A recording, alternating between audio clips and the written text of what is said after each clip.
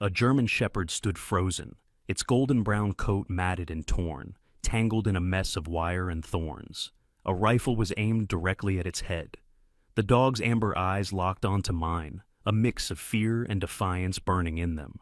My finger hovered over the trigger, and for a split second I hesitated. Why aim at an innocent dog, you might wonder, but this was no ordinary situation. The forest was unnervingly quiet, a silence that felt unnatural, as though the trees themselves were watching.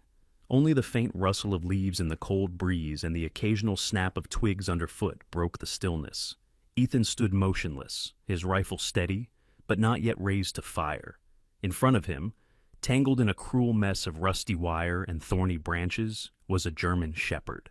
The dog growled low, its amber eyes locking onto Ethan with a mix of fear and ferocity. Its golden brown coat was streaked with blood and dirt, and its powerful legs thrashed against the wire in vain. Every movement only made the situation worse, causing the sharp metal to dig deeper into its flesh. Behind Ethan, Jake's breath was shallow and rapid. He clutched a pair of wire cutters tightly, his knuckles pale against the dark green of his gloves. "Are you sure about this, Ethan?" he asked, his voice barely above a whisper. "I'm not going to shoot it," Ethan replied, his voice calm but tense. "But if it tries to lunge at us, I need to be ready." Jake swallowed hard, his hazel eyes darting nervously between Ethan and the struggling dog. "It looks wild, like it could kill us if we get too close." Ethan shook his head. "It's not wild. Look at its eyes. There's fear in them, not just aggression. It's scared and in pain." The German shepherd let out another guttural snarl, baring its sharp teeth. Its body coiled, muscles trembling with both exhaustion and defiance. Ethan could see the desperation in its movements, the sheer determination to survive. "Jake," Ethan said, his voice dropping lower, "this isn't a stray. Look at its neck." Jake squinted, inching closer despite his hesitation. "What is that?" Around the dog's neck was a sleek black collar, its surface marred by dirt and scratches. At its center, a faint red light pulsed steadily, glowing dimly like the heartbeat of a machine. Strange symbols were etched into the collar, their design intricate and unfamiliar. "That's not normal," Ethan murmured, lowering his rifle slightly. "What do you think it is?" Jake asked, his voice tinged with both fear and curiosity. Ethan didn't answer immediately. He crouched down slowly, keeping his movements deliberate so as not to startle the dog further. The growls deepened, a clear warning to stay back. Ethan studied the collar closely, noting the faint hum that seemed to emanate from it. "This dog isn't here by accident," Ethan finally said. "That collar, it's not something a regular pet owner would use. It's advanced. Too advanced." Jake furrowed his brow, his grip on the wire cutters tightening. "You think someone dumped it here? Like from some kind of experiment or something?" Ethan glanced at him, his green eyes sharp. "I don't know. But this dog didn't just wander into the middle of nowhere with that thing on its neck. Someone put it here, and I'm guessing whoever it was didn't have good intentions." The German shepherd thrashed violently against the wires, its claws tearing at the air as it tried to free itself. The effort seemed to sap its remaining energy, and the dog collapsed briefly, panting heavily. Ethan noticed how thin it was, its ribs clearly visible beneath its matted fur. "It's been out here for days," Ethan muttered, more to himself than to Jake. "Maybe longer." Jake shifted uneasily. "What do we do? We can't just leave it, but if we try to get close, it might attack." Ethan straightened, his expression grim. "We don't leave it, but this won't be easy. A cornered dog is dangerous, especially one this big and scared." Jake hesitated, looking back at the dog. Its amber eyes flicked between the two men, filled with distrust. "Do you think we can even save it?" Ethan didn't answer right away. Instead, he tightened his grip on the rifle and stepped a few paces closer. The dog growled louder, its body tensing as though ready to strike. Ethan stopped, raising his free hand slowly, palm out. "Easy now," he said, his voice low and steady. "We're not here to hurt you." The dog didn't relax, its growls continuing unabated. Ethan glanced over his shoulder at Jake. "Get the tarp from my pack. If we're going to do this, we'll need to shield ourselves first." Jake nodded reluctantly, dropping the wire cutters to rummage through Ethan's backpack. His hands trembled as he pulled out a sturdy tarp and unfolded it. Ethan kept his eyes on the dog, his mind racing through the possibilities. The glowing collar, the strange symbols, the dog's location in such a remote area. None of it made sense. He had been a ranger for over a decade, and he'd never encountered anything like this. "Ethan," Jake said, his voice trembling, what if this dog isn't just a dog?" Ethan frowned. "What are you talking about?" Jake gestured to the collar. "That thing, it looks like it's from a lab or something. What if this dog was part of some experiment? What if it's dangerous?"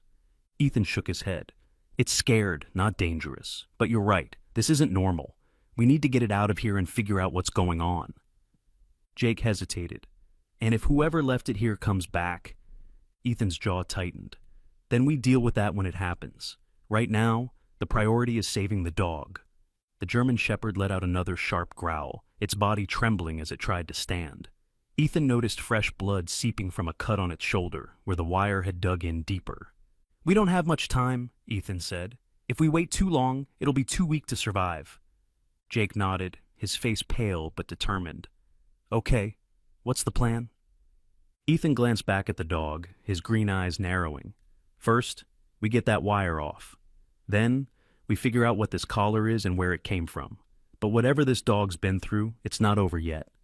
The tension in the air was palpable as Ethan and Jake prepared for what lay ahead. The dog, Max, Ethan decided silently, was more than just a stray. It was the beginning of something they didn't yet understand. And as the sun dipped lower, casting long shadows across the forest, Ethan couldn't shake the feeling that they were being watched. 4-0. The air felt heavier as the tension grew. Max's growls were guttural, low vibrations that sent chills down Jake's spine. Every time Ethan took a step closer, the German Shepherd lunged forward, snapping at the air, the sharp sound of its teeth echoing through the forest. The wire fencing and thorny branches seemed to tighten with every movement, as if conspiring to keep the dog trapped. Ethan crouched low, keeping his movements slow and deliberate, his green eyes focused on Max's every move. "We need to be careful. One wrong move, and this dog could seriously hurt itself. Or us." Jake stood frozen a few feet behind, holding the tarp like a shield. "It looks like it's ready to tear us apart," he muttered. His voice was shaky, but he forced himself to hold his ground. "It's not anger, Jake," Ethan said quietly. "It's fear. He doesn't trust us yet." Max let out another snarl, his amber eyes blazing with panic. His body was coiled tight, the wire cutting deeper into his golden brown fur every time he moved. Fresh blood seeped from several wounds on his legs and shoulders, staining the ground beneath him. Ethan knew they didn't have much time. The dog was losing strength fast. "Here's the plan," Ethan said, glancing at Jake. "I'll distract him with the stick and keep his focus on me. You work on the wires, but take it slow. Don't rush, or he'll panic." Jake's hands trembled as he picked up the wire cutters again. Okay, I'll try. But what if he snaps at me?" "That's what the tarp is for," Ethan replied firmly. "Hold it up if he lunges. It'll give you just enough time to back off." Jake nodded, though he didn't look entirely convinced. Ethan grabbed a sturdy branch, its end forked like a shepherd's crook, and approached Max.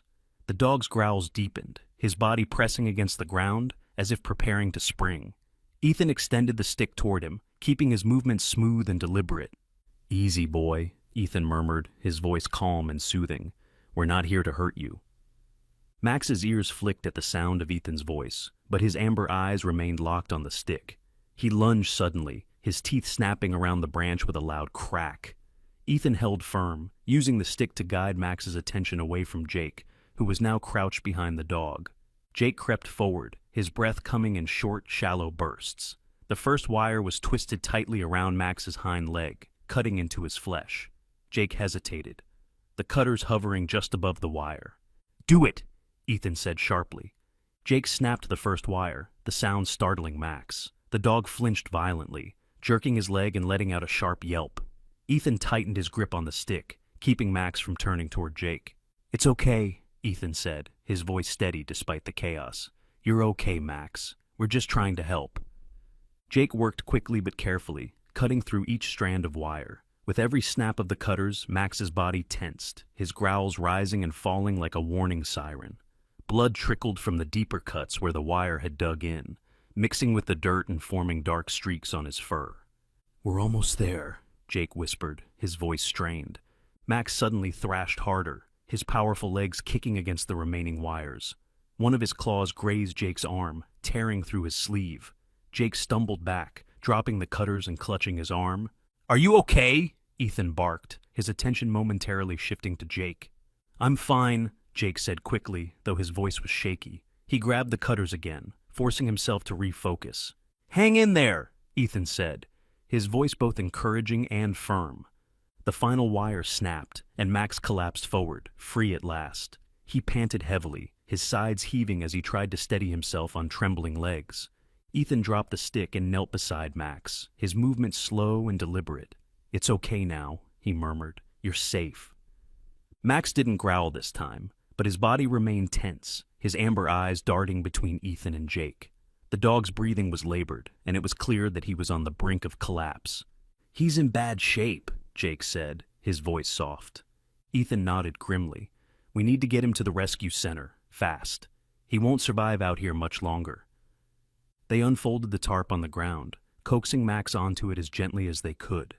The dog resisted at first, his legs stiff and uncooperative, but eventually he gave in. His body sank onto the tarp, his head resting heavily against the fabric. Ethan and Jake lifted the tarp carefully, turning it into an improvised stretcher. The weight of Max, combined with the uneven forest terrain, made the journey back to the truck grueling. "Watch your step," Ethan warned as they navigated a rocky slope. Jake stumbled, nearly losing his grip on the tarp. "I'm trying!" he snapped, his voice tight with effort. Max let out a faint whine, his eyes half closed as he drifted in and out of consciousness.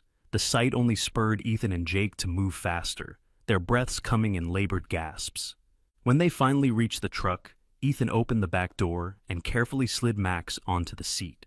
Jake grabbed a blanket from the cab and draped it over the dog, tucking it around him to keep him warm. Ethan climbed into the driver's seat, his hands gripping the steering wheel tightly. "Hang on, Max," he said quietly. "We'll get you out of this." Jake climbed into the passenger seat, his face pale but determined. "Do you think he'll make it?" Ethan glanced at Max through the rearview mirror, his green eyes dark with worry. "I don't know," he admitted, "but we're not giving up on him." The truck rumbled to life, its headlights cutting through the growing shadows of the forest. As they drove toward the rescue center, Ethan's thoughts lingered on the strange collar around Max's neck. The symbols, the pulsing red light, it all felt wrong, like a piece of a puzzle they weren't supposed to find. But for now, their priority was saving Max. The mysteries could wait. The rescue center was a stark contrast to the dense, shadowy forest they had just left behind.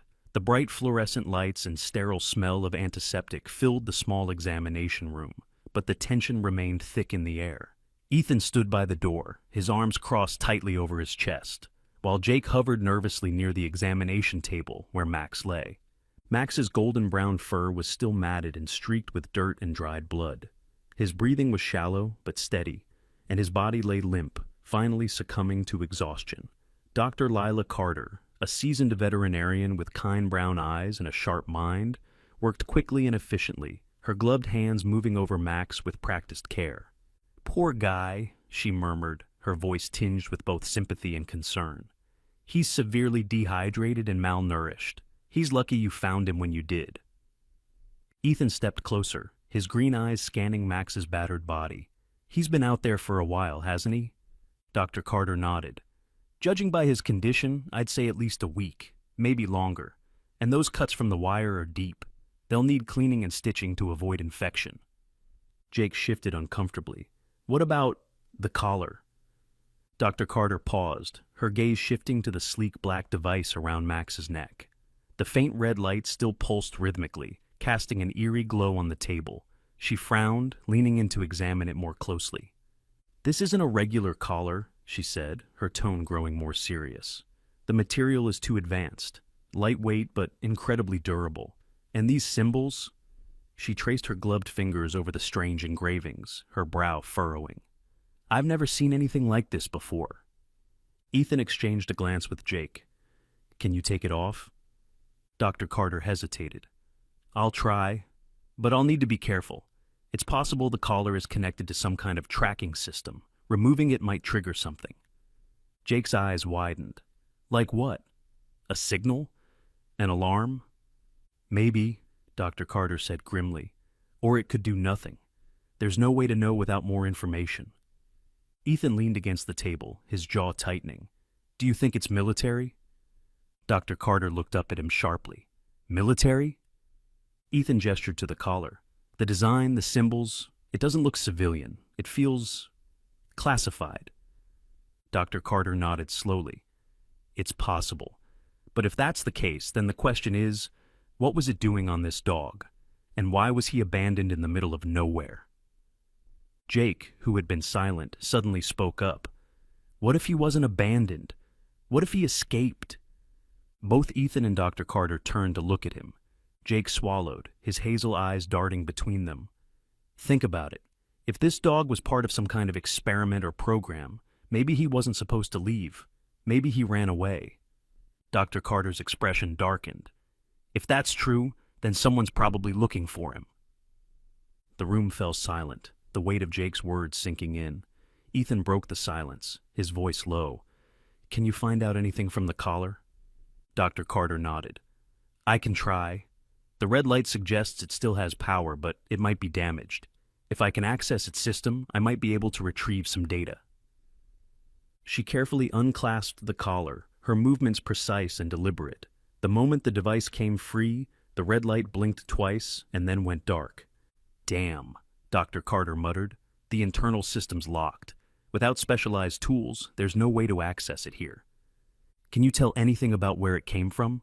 Ethan asked, his tone urgent. Dr. Carter turned the collar over in her hands, examining the symbols and materials. There are no logos, no manufacturer markings, nothing that would indicate where it was made. The only identifiable features are these symbols, but they're not in any language I recognize. Jake leaned over her shoulder, studying the symbols. They almost look like coordinates or some kind of code. Ethan's eyes narrowed. Coordinates? Dr. Carter shook her head. It's possible, but without decryption tools, it's just speculation. She placed the collar on the counter, her expression troubled. I'll send a photo of it to a colleague who works in animal research. Maybe they've seen something similar. Meanwhile, Max let out a faint whine, drawing their attention back to him. Dr. Carter returned to his side, gently stroking his head. He's strong, she said softly. Even after everything he's been through, he's holding on. Ethan's gaze softened as he watched Max. He's a fighter, that's for sure. Jake stepped closer, his voice hesitant. Ethan, do you think this has something to do with that old facility near the ridge? The one they shut down a few years ago? Ethan frowned. The research facility? Jake nodded. Yeah, I remember hearing stories about how it was part of some experimental program. They said it closed because of funding cuts, but what if that wasn't the whole truth? What if Max came from there? Dr. Carter's eyes widened. A facility like that would have the resources to design something like this collar. Ethan exhaled slowly, his mind racing. If that's true, then whoever was running it didn't just abandon the program. They left something behind. And now, we're caught in the middle of it. Dr. Carter straightened, her tone firm. Whatever Max went through, it's over now. He's here, and we're going to take care of him. But you're right, there's more to this than we know, and if someone's looking for him, we need to be prepared. Ethan nodded, his green eyes hardening with resolve. Max isn't going anywhere until we figure this out. He's been through enough. As Dr. Carter began cleaning and stitching Max's wounds, Jake leaned against the wall, his arms crossed tightly over his chest. His mind was buzzing with questions, each one more unsettling than the last. What kind of program had Max been part of? Who had left him to die in the forest? And most importantly, what were they willing to do to get him back? Ethan watched as Max stirred slightly, his body still tense despite his obvious exhaustion. The dog was more than just a victim. He was a survivor. And somewhere in his past was a story Ethan and Jake weren't sure they wanted to uncover. But one thing was clear. Max wasn't just any dog. He was the key to a mystery that was far from over. The small rescue center, though modest, became a safe haven for Max as he began his recovery. Day by day, the German Shepherd's wounds healed under the care of Dr. Lila Carter. His golden brown coat, once matted with dirt and blood, regained its sheen, and the light returned to his amber eyes. Despite his physical recovery, Max remained guarded, his body tense and his gaze wary around anyone who approached. Anyone, except Jake. Jake had taken it upon himself to visit Max every day. At first, he kept his distance, sitting quietly on the edge of the kennel, speaking in soft tones to avoid spooking the dog. Max would watch him intently, his eyes flickering with distrust, but he didn't growl or retreat further into the corner. "Hey, buddy," Jake said one afternoon, sitting cross-legged just outside the kennel. He held a small piece of jerky in his hand, placing it on the floor near the gate. "I know you're not ready to trust me yet, but I'm not going anywhere." Max's ears twitched at the sound of Jake's voice. His nose quivered as he caught the scent of the jerky, but he didn't move. Jake didn't push him, choosing instead to stay where he was, letting Max take his time. Days turned into weeks, and slowly Max began to inch closer. At first, he would sniff at the jerky cautiously before retreating. Then, he started to take it from Jake's hand, his movements quick and guarded. Finally, one day, Max allowed Jake to gently stroke his head. "Good boy," Jake whispered, his voice filled with warmth. Max didn't pull away. Ethan watched the growing bond between the two from a distance, his expression a mix of concern and resignation. "You're getting attached," he said one evening as Jake prepared to leave the center. Jake shrugged, his hazel eyes bright with determination. "Can you blame me? He's incredible. And he's starting to trust me." Ethan's green eyes narrowed slightly. "You know as well as I do that Max isn't just any dog. That collar, the symbols. We still don't know where he came from or what he's been through. You need to be careful." "I know," Jake said, his tone defensive. "But whatever his past is, it doesn't change the fact that he needs someone now. He deserves a second chance." Ethan sighed, shaking his head. "Just don't say I didn't warn you." Over time, Max's personality began to emerge. He wasn't just intelligent. He was extraordinary. Jake first noticed it one morning when Max reacted to something that no one else could sense. They were walking around the center's yard, Max on a leash for the first time. The dog paused suddenly, his ears perking up and his body stiffening. He let out a low growl, his amber eyes fixed on the tree line at the edge of the property. "What is it, boy?" Jake asked, following Max's gaze.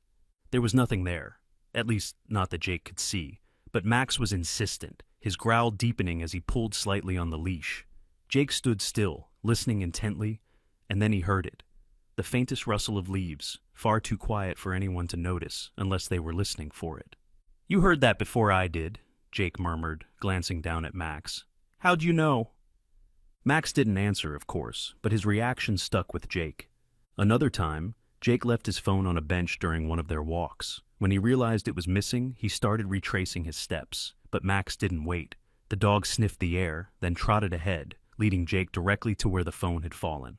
"You're something else, aren't you?" Jake said, ruffling Max's ears. Max's eyes glinted with a quiet intelligence, as if he understood every word. But Max's abilities weren't just physical.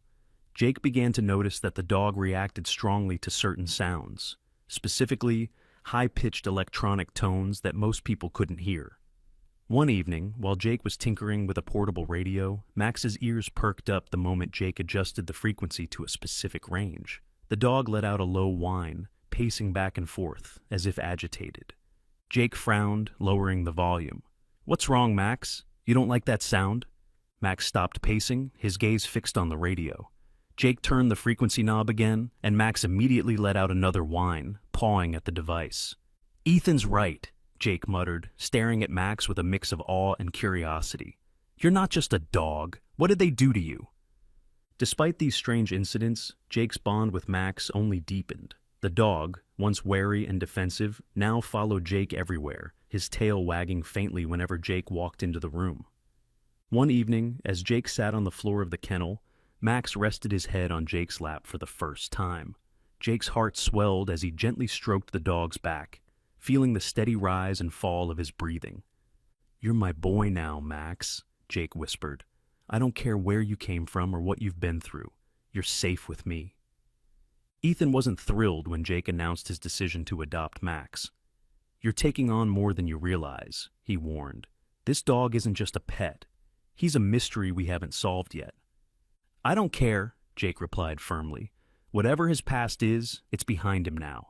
He deserves a home, and I'm giving him one. Ethan sighed, shaking his head. Just be careful, Jake. If Max's past comes back to haunt him, it'll haunt you too. Jake didn't waver. For the first time in his life, he felt like he was doing something that truly mattered.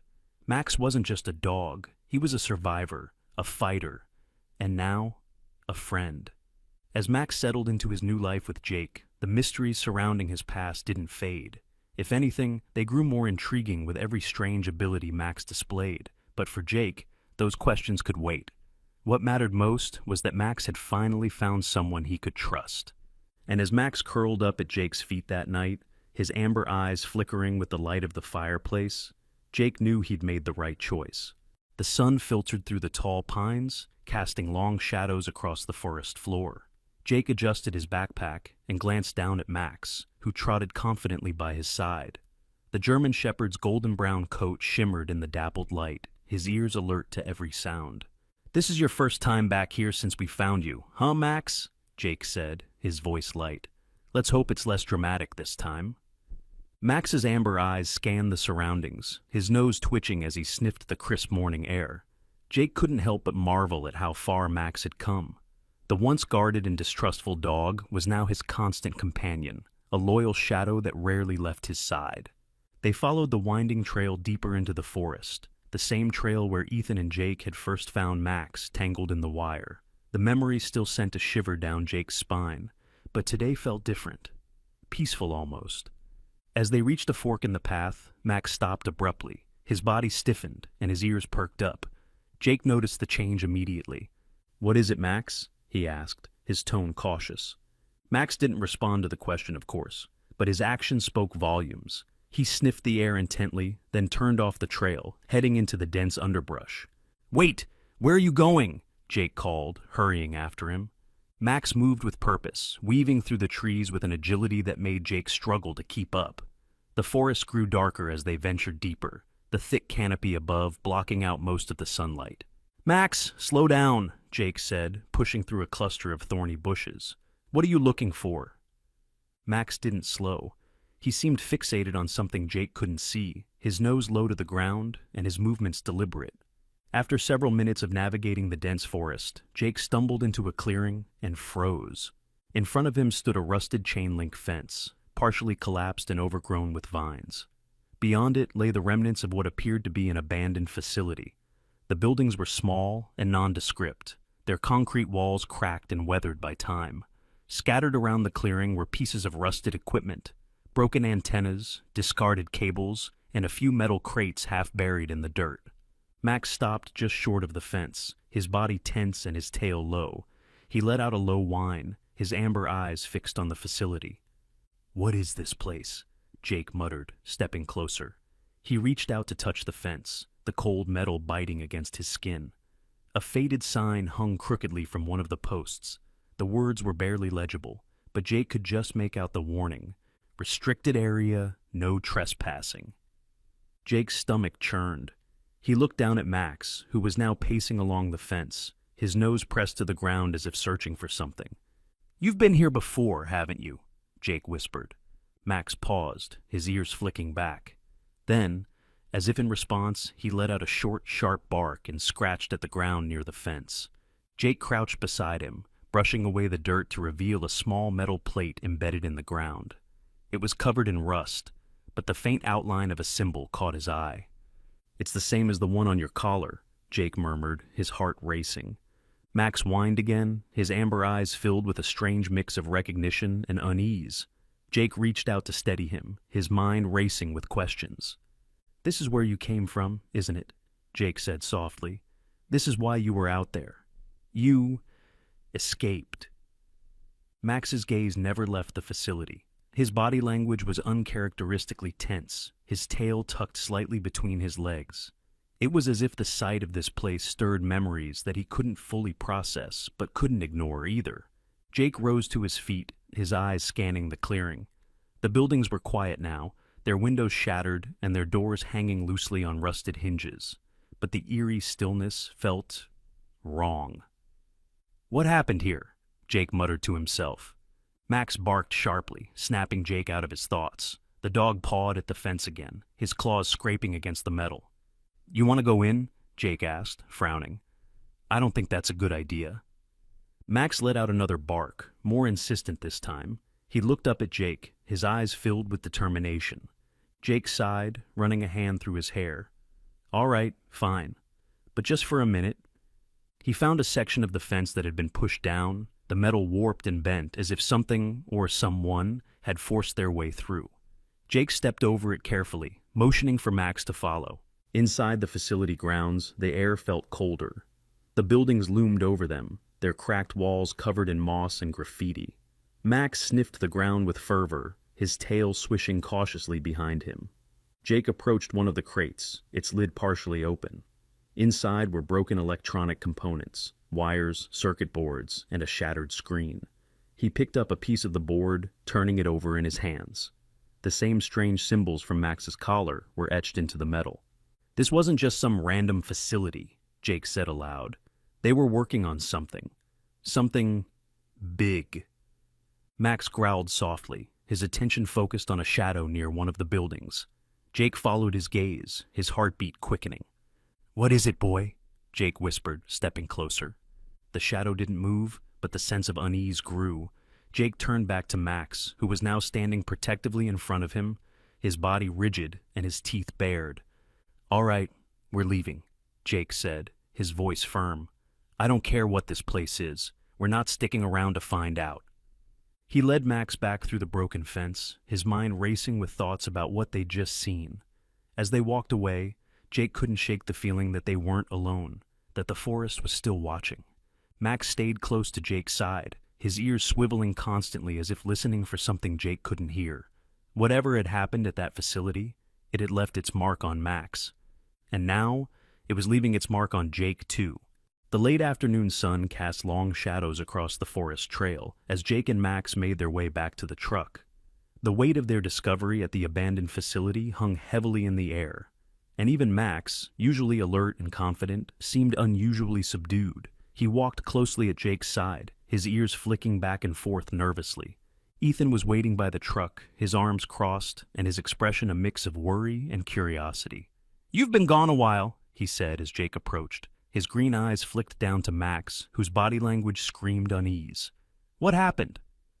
Jake hesitated, glancing down at Max before meeting Ethan's gaze. He led me to something." Ethan's brow furrowed. "Something like what?" Jake sighed, rubbing the back of his neck. "An old facility. It looked abandoned, but it wasn't just some random building. There was equipment, symbols, the same ones that were on his collar." Ethan's jaw tightened.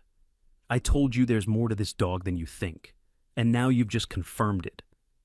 Jake shook his head, his hazel eyes filled with defiance. "It doesn't matter, Ethan.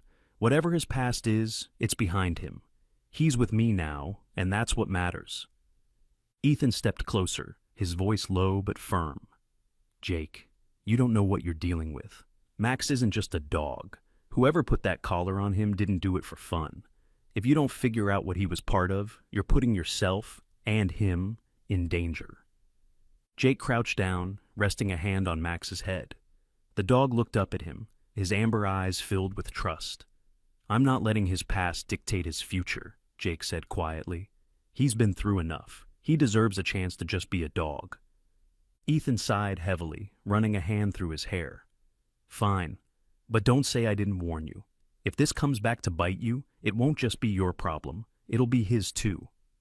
Jake stood, his resolve unwavering. "I'll deal with it if it comes to that. Right now, I just want to make sure he's okay." Back at the rescue center, Dr. Lila Carter greeted them with a warm but concerned smile. "Jake, Ethan, what brings you back so soon?" Jake motioned toward Max, who was staying unusually close to his side. "We need your help, Dr. Carter. It's about Max's collar, and where he came from." Dr. Carter's expression grew serious. She gestured for them to follow her into the exam room, where she retrieved the sleek black collar from a secure drawer. The device, though deactivated, still looked ominous under the bright fluorescent lights. "I've been trying to analyze it," Dr. Carter began, setting the collar on the table. But whoever designed this didn't want anyone to access the data.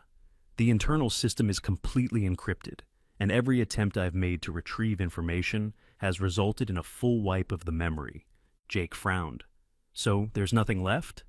No way to figure out who made it or what it was used for? Dr. Carter shook her head. Not without specialized equipment or access to whoever created it. All I can tell you is that this collar was built for more than just tracking. The materials, the engraving, the electronics, it's military grade, or something very close to it. Ethan crossed his arms, his expression grim. That doesn't surprise me. We found what's left of a facility out in the forest. Max led us right to it. Dr. Carter's eyes widened. A facility? What kind of facility? Jake described what they'd found.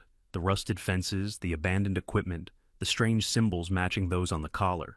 As he spoke, Dr. Carter's frown deepened. It sounds like Max wasn't just a stray, she said finally. If he came from that facility, there's a good chance he was part of some kind of experimental program. And, if that's true... Ethan finished her sentence. Then someone's going to come looking for him. Jake's jaw tightened. They won't take him, not now. Not after everything he's been through. Dr. Carter placed a reassuring hand on his shoulder. Jake, I understand how you feel. Max is lucky to have someone like you looking out for him. But Ethan's right. You need to be prepared. If this was a government or corporate program, they won't just let him go. Jake's gaze dropped to Max, who was lying quietly at his feet. The dog seemed calmer now, as if he knew Jake was fighting for him. I'll protect him, Jake said firmly, no matter what. Dr. Carter sighed, her expression softening. I'll do what I can to help. But for now, focus on giving Max the life he deserves. He's already been through so much. He needs stability, care, and love. Jake nodded, his resolve strengthening. That's exactly what I plan to give him. That evening, as Jake and Max returned home, the weight of the day's revelations settled over them. Max seemed more relaxed now, lying on the floor by Jake's feet as he reviewed notes about the facility and the collar. But as Jake looked down at Max, watching the dog drift off to sleep, he made a decision. He wasn't going to let the past control their future. Whatever Max had been through, whoever had left him behind, it didn't matter anymore. Max was his dog now, and Jake was determined to give him the life he deserved. No more experiments, no more fear. Just a safe, loving home where Max could finally be free. Still, as the moonlight filtered through the window, illuminating Max's peaceful face, Jake couldn't help but wonder, what secrets was Max carrying? And how long could they stay hidden? The forest was alive with the sounds of nature, birds chirping high in the trees, the rustle of leaves in the wind, and the occasional crack of a twig underfoot. Jake inhaled deeply, letting the crisp air fill his lungs. These patrols had become a regular part of his life with Max, a way to escape the chaos of the outside world and find peace in the wilderness. Max trotted ahead, his golden brown coat shimmering in the filtered sunlight.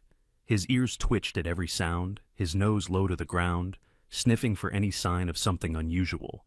Jake smiled as he watched the German shepherd work. Max had come so far from the frightened, injured dog Jake had first rescued. Now, he moved with confidence, his amber eyes alert and full of purpose. "Find anything interesting, buddy?" Jake called out, his voice light. Max paused suddenly, his body stiffening. He let out a low whine, his nose pressing against the ground. Jake's smile faded, replaced by a sense of curiosity and caution. "What is it, Max?" he asked, stepping closer. Max began pawing at the dirt, his movements deliberate and insistent. Jake knelt beside him, pushing aside the loose soil until something metallic glinted in the sunlight. "What the?" Jake murmured as he unearthed a small rectangular box. The metal was old and tarnished, but it was surprisingly intact. The edges were smooth, and the top bore the same strange symbols that had been etched into Max's collar. Jake's heart raced as he carefully pried the box open. Inside were several yellow documents, the paper brittle and stained with age. He lifted them out gingerly, his hands shaking slightly as he unfolded the first page. At the top, in bold, faded letters, were the words, "Genesis Canine Project, Classified." Jake's breath caught in his throat. He scanned the page, but much of the text was obscured or too faded to read. What little he could make out mentioned phrases like behavioral augmentation, genetic modifications, and field deployment. Max let out a low whine, nuzzling Jake's arm as if sensing his unease. Jake glanced down at the dog. "You were part of this, weren't you?" he said softly. "Genesis Canine Project. That's what they did to you." Max tilted his head, his amber eyes filled with an intelligence that seemed almost human. It was as if he understood what Jake was saying, even if he couldn't respond. Jake turned his attention back to the documents, flipping through them quickly. Most of the information was either indecipherable or missing entirely, but one phrase stood out on the final page: subjects exhibiting advanced cognitive abilities and heightened sensory perception. "That explains a lot," Jake muttered, glancing at Max. "Your intelligence, the way you can sense things no one else can. They made you this way." The revelation was both fascinating and deeply unsettling.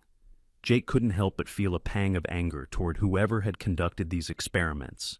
They had used Max, and who knew how many other animals, for their own purposes, discarding them when the project was abandoned. But as he looked at Max now, standing tall and proud in the sunlight, Jake felt a surge of pride.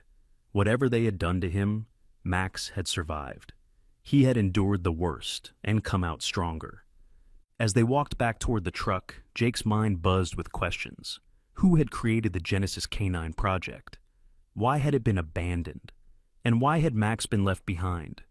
But for every question there were no answers, only the quiet reassurance of Max walking beside him, his amber eyes scanning the forest for signs of danger.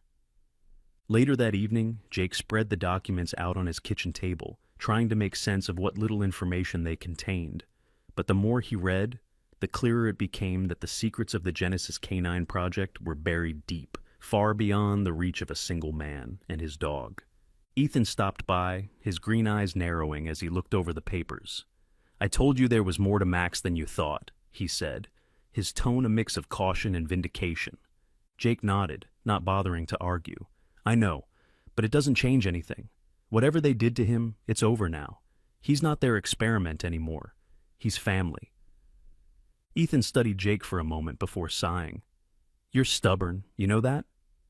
Jake smiled faintly. "Comes with the job." Ethan shook his head, a hint of a smile tugging at the corners of his mouth. "Well, if you're going to keep him, you better be ready, because if anyone comes looking for him, they're not going to stop easily." Jake's gaze shifted to Max, who was lying on the floor near the fireplace, his head resting on his paws. The dog looked peaceful. His body relaxed in a way Jake hadn't seen since the day they met. "I'll protect him," Jake said firmly, "no matter what."